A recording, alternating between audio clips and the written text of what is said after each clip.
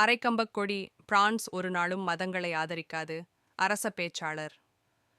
பாப்பரசர் பிரான்சுவாவின் மறைவிற்கு பிரான்சில் உள்ள அரச கட்டங்களில் பிரெஞ்சுக் கொடி அரைக்கம்பத்தில் பறக்க விடுவது பற்றி பல்வேறு கருத்துக்கள், விவாதங்கள் எழ ஆரம்பித்துள்ளன. இதற்கான விளக்கத்தை பிரான்சின் அரசிற்கான பேச வல்லவரும் செய்தித் தொடர்பாளருமான சோஃபி பிரீமாஸ் வழங்கி உள்ளார்.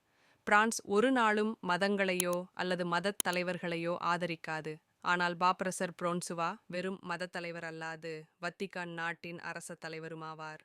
ஒரு அரச தலைவரின் மறைவிற்கு தேசிய கொடி அரைக்கம்பத்தில் பறப்பது தவறல்ல. பாப்பரசர் பிரான்சுவா அரசியலிலும் பெரும் ஈடுபாடு உடையவர்.